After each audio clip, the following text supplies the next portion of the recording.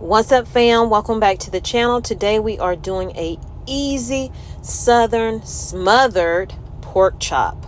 So we're going to make our own homemade gravy. So first thing we're going to do is create our seasonings in our flour. About 1 cup to 1.5 cups of all-purpose flour, black pepper, lemon powder, garlic powder, onion powder, slap your mama seasoning mix, and paprika. And I made this flour mix twice. Once to coat my pork chops in, and the other is for the gravy. Now you're going to take your spatula and your whisk and you're going to whisk that all together. If you're not seeing enough of the seasoning in your flour mix, feel free to add more pepper or whatever to it. I don't measure, I go off of taste, you guys, and you can taste your flour if you want. So now we're going to take our pork chops and lay them on the counter. Well, not the counter, but the pan. And as I'm doing that, I will damp up a lot of the moisture because I do wash my pork chops or any kind of meat before I cook with it. And definitely wash your hands before you do anything in the kitchen, you guys. After you get most of that moisture up, then you take your flour mixture with your seasonings in it and just slightly put that on your pork chops or whatever meat you're going to smother down. You want to coat both sides of your meat, and feel free to get your hands in there. If you're a texture person and don't like to touch it, then put gloves on by all means. I like to feel my way through. That's why I say make sure your hands are clean, even if you are using gloves. So now I'm flipping them over as I go, and I'm spreading, making sure to get flour around the edges of the pork chop as well as front and back.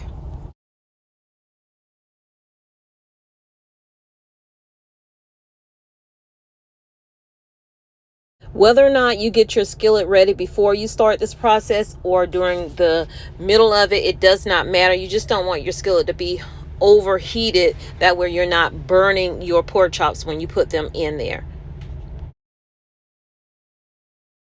So I like to use my skillet whenever I'm frying up anything. And so what I'm doing now is adding my oil to it. You don't need a lot of oil because you're going to take some of that oil out in the end. Make sure that you test your oil once you are ready before you put the pork chops in. So I went back to flouring up my pork chops, and then it was time for me to get over to the skillet again.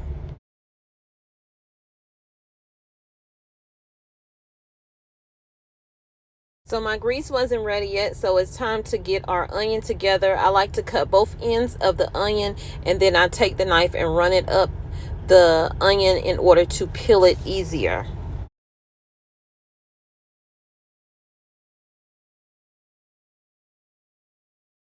I really don't think there's any wrong way to cutting an onion, but this is what I prefer, is to slice it in half and then just go down and make long strands of onions, or you can just slice it whole into circles and chop it.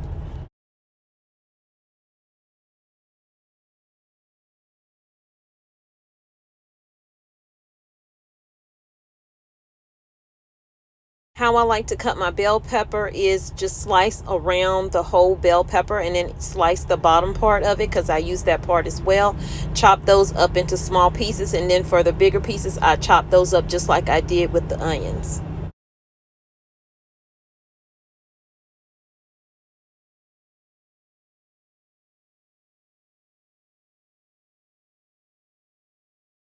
Now you don't have to use 2 onions. I decided to use an extra onion because we do love a lot of onions in our house.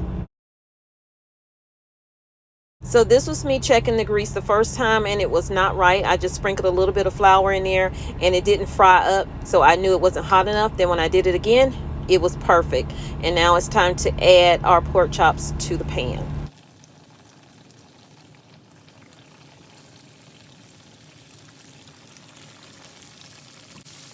I don't normally add a timer when I'm cooking, but because of video purposes, I wanted to do a timer. 2 to 3 minutes on each side. You want your pork chop to be brown on each side. You're not cooking it all the way through, so don't worry about doing that part. The oven is going to cook it the rest of the way. I only cooked these for 2 minutes and they really needed 3 minutes, so I left them in a little bit longer. But again, you're not cooking it all the way through, you're just cooking it to brown it. Once it's at your desired brownness, then you can just take it out and sit it in a pan. I like to sit mine on paper towel, that way a lot of that grease can soak out of it.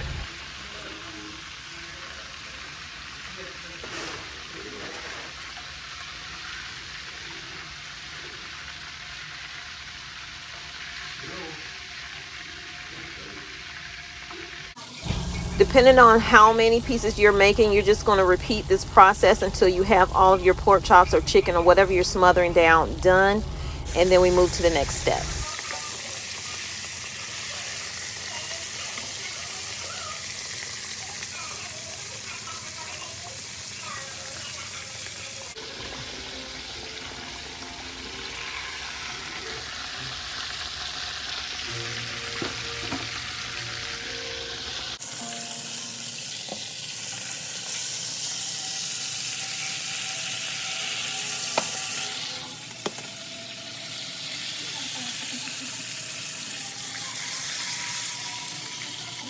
So for the gravy, I'm using the same flour mixture.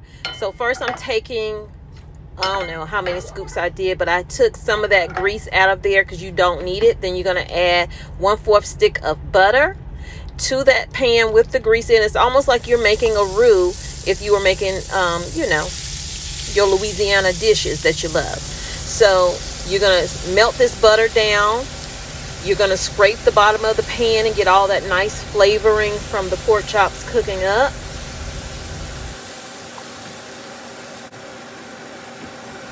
Once your butter has melted down, you're going to add about a cup or a cup and a half. I just did a cup.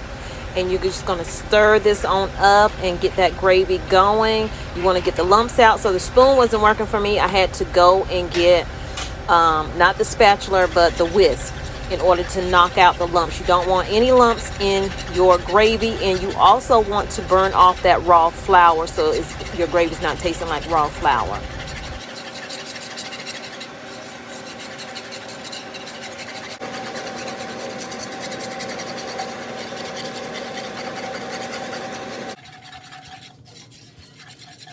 Once you've burned off that raw flour, you're going to take your onions, and if you're using bell peppers, your bell peppers, and put those in there. Now you could hold off on this part and just go ahead and add water to it. I ended up doing around 2 cups of water to make my gravy because I wanted a lot of gravy and I didn't want it as thick as it was.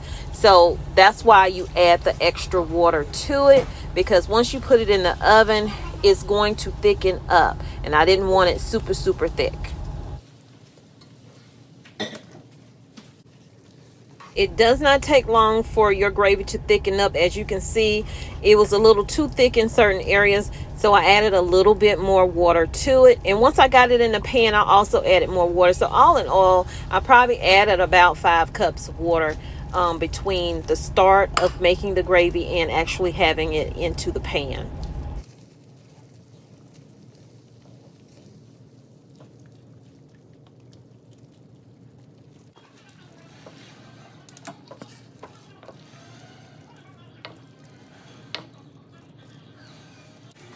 Once you get your gravy where you want it to be, turn the eye off, and then if you were draining your the grease from your pork chops, remove those paper towels from there, because you're about to pour your gravy into this pan with your pork chops, and place it in the oven on 350 degrees for about an hour and a half, depending on the size of your pork chops. This is why in the beginning I said do not cook your pork chops all the way through. Just brown them on each side, because you're going to cook it longer in the oven. So you don't want your meat to be rough or anything like that. You want to be able to cut it with a fork.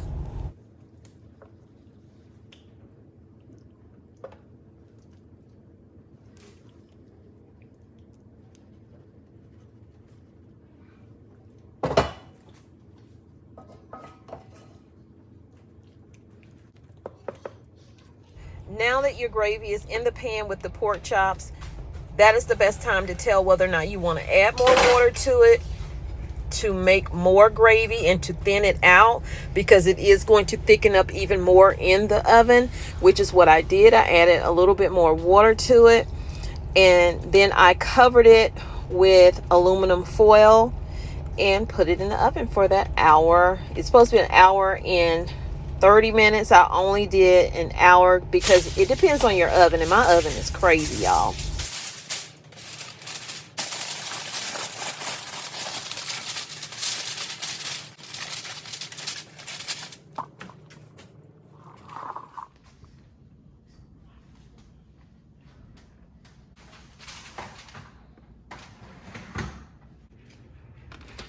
So it's been an hour. Be careful when you open it. The steam will hit you in your face.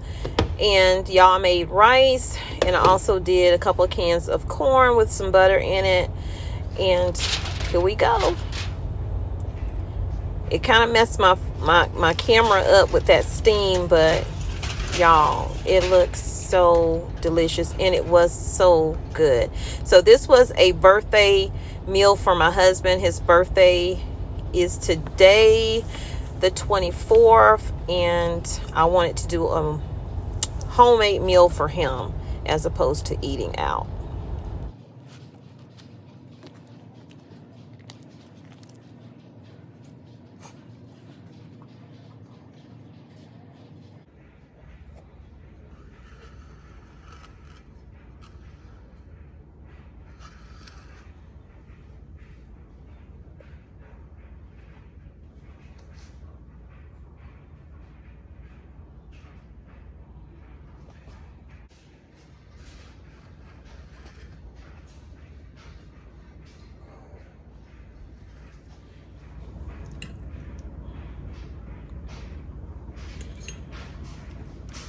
Again, this was absolutely delicious. I haven't had smothered pork chops in a while. Listen, let me know in the comments, will you try this recipe? It's very simple. If you've never tried it, don't be intimidated. I remember my first time trying it was years ago, and it's just a really easy meal. And it tastes, look how it cut with that fork, no knife needed. Please hit the like button, and of course I have to clean up. I was cleaning up as I go, y'all, so I'll leave you with this little bit of cleaning footage right here. Clean with me motivation. What you do, you know that all I think about is you. Say the things you say, I don't know how you make me feel this way. I got you inside my head, and you're never coming out. I don't know what you do to me. Maybe I'm insane. Oh, I just want you to stay. All night, baby, all night. All night, baby, all night. All night, baby, all night. All night, baby, all night. I want you to stay with me. When you're with me, I can't breathe. You are all I'll ever need, ever need. I want you to stay with me. When you're with me, I can't breathe. You are all I'll ever need. All night.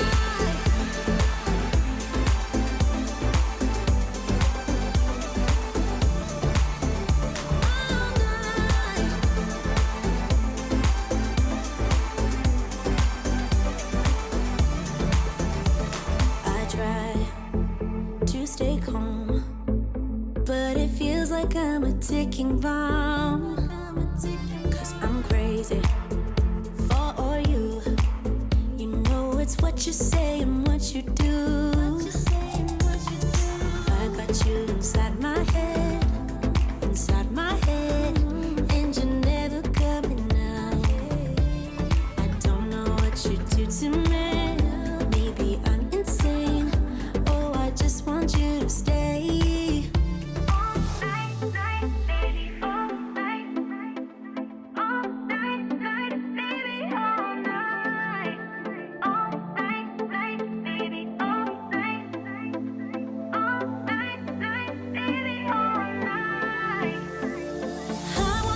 stay with me. When you're with me, I can't breathe. You are all I'll ever need, ever need. I want you to stay with me. When you're with me, I can't breathe. You are all I'll ever need. All night.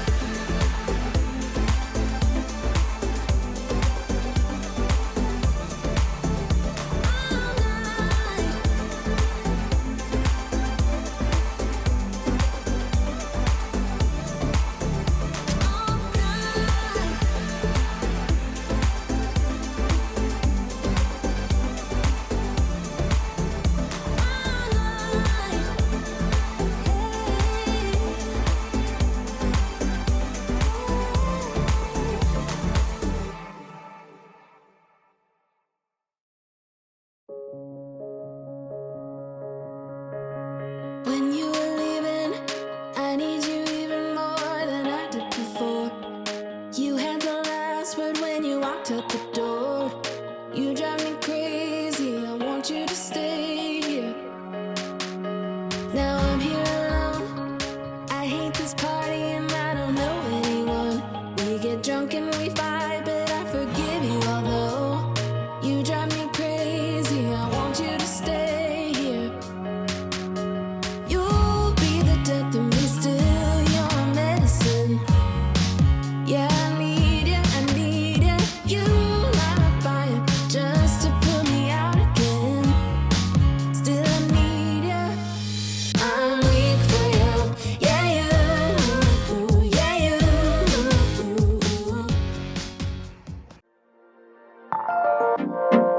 You broke my heart a million times. Can't count the times I made you cry. Oh, we're such a mess now, and we're burning out. I get so sad at the thought of losing you. I'm losing you. I can't bear the thought of losing you. I'm losing you. You're still perfect as the day goes by. Even the worst ones hate, they make me smile. I stop the world if it would give us time, yeah, to work things out, to work things out, to work things out, to work things out, yeah, yeah, to work things out.